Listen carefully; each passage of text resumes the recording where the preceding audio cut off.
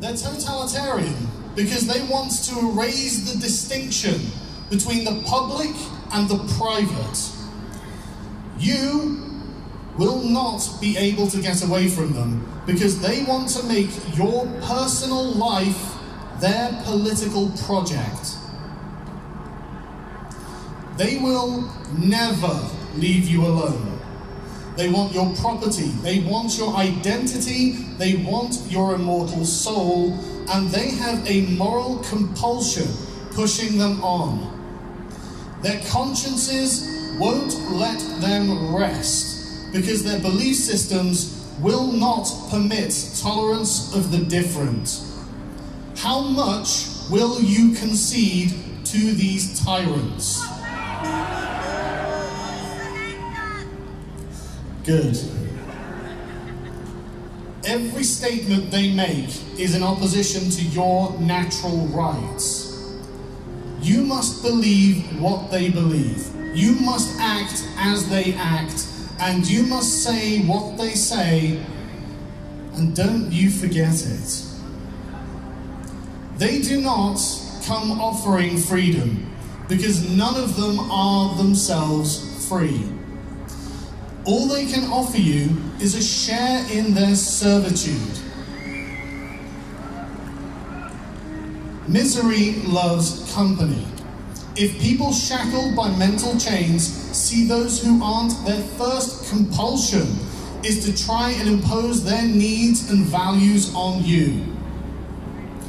Because, as Kanye West recently pointed out,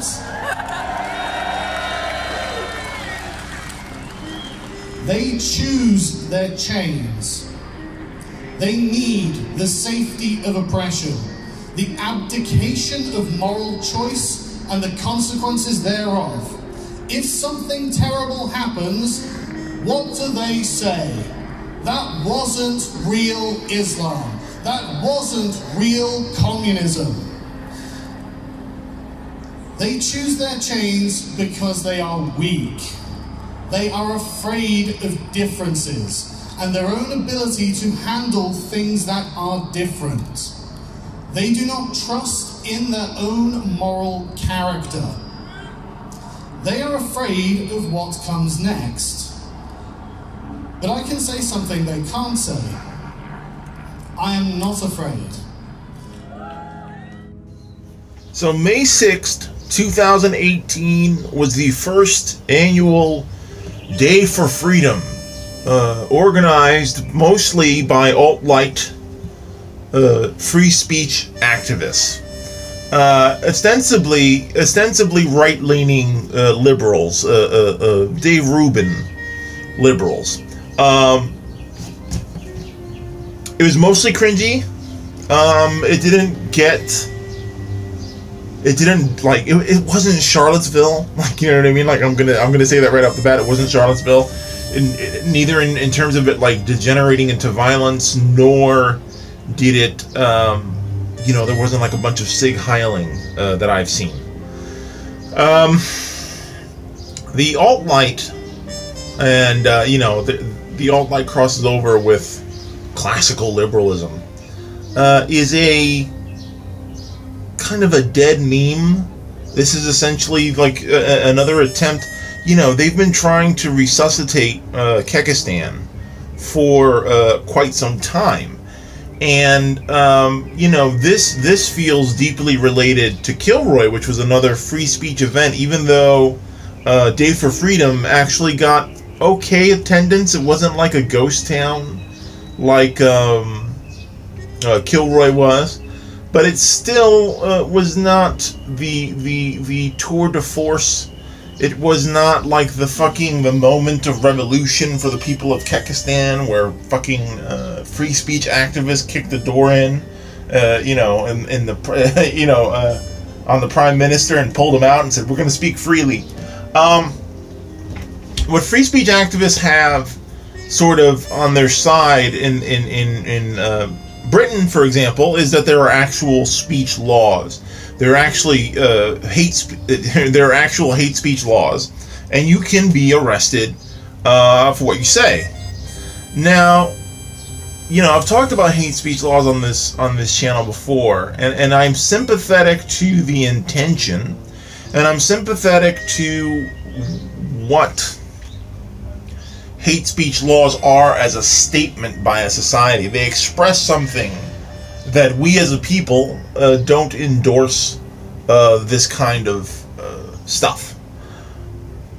You know, I've been friendly for quite some time with the kind of most famous case in the last few years, which was Count Dankula, who was prosecuted and eventually fined for hate speech for a you know, edgy video about a Nazi pug. I don't think that the architects of that law, or at least I hope they don't, didn't write that law to put edgelords out of business. I think the purpose of that law was to keep people like Lauren Southern or Martin Sellner or Tommy Robinson. You know, Tommy Robinson, people are always trying to like thread the needle with that guy. I don't care if Tommy Robinson is not anti-black, but he's anti-Muslim. I don't care. I only care about the fact that Tommy Robinson is a hate monger.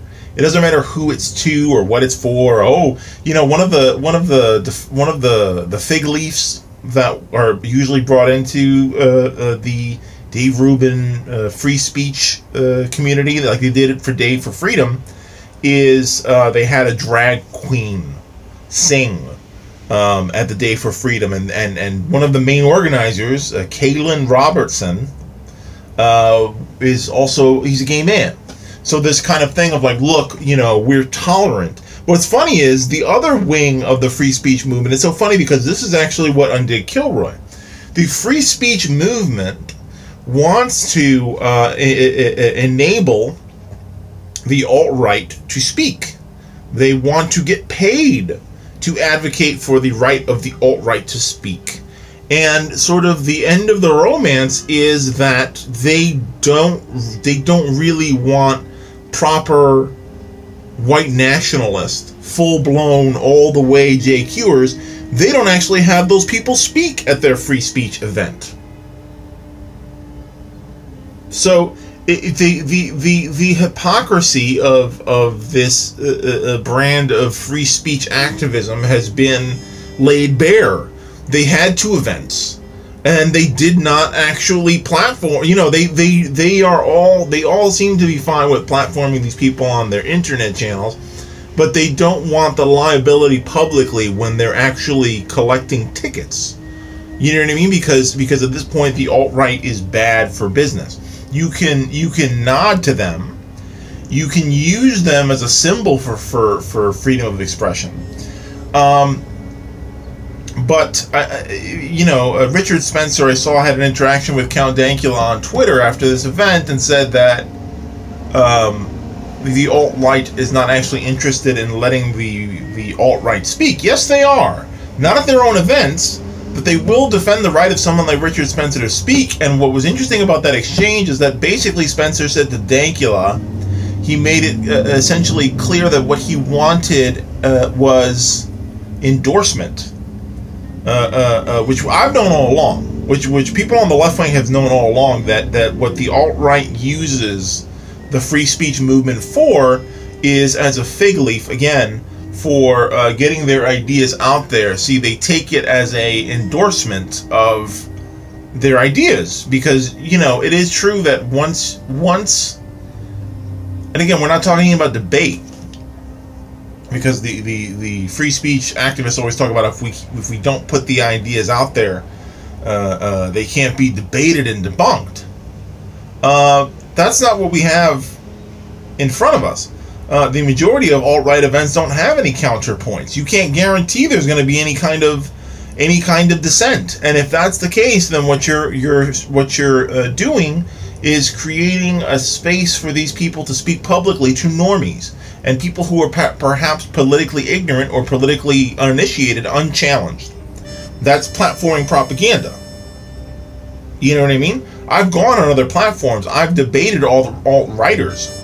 But that's just so that the left position could be represented at all. I mean, part of this like meme that leftists won't talk to alt-righters don't really like talking to leftists. If alt-righters really wanted leftists on their program, there would be way more leftists in these panels. And particularly, you know, if you look at Garyepi, this stuff is all related. J.F. Garyepi leaving Warski, he left because Warski wanted to start integrating more people than alt-right propagandists. He wanted to change things up, and Garyepi left to make his own propaganda channel. So yes, Day for Freedom, free speech activism, is a dead meme. The alt-right is long done with those people. They are deeply antagonistic towards those people, and the money train has basically run out of gas. So, you know, watching Sargon touch his greatest hits, you know, is I guess nostalgic for some people who remember the very beginning of Gamergate. But the alt-right already got what they needed from this particular bunch of useful idiots.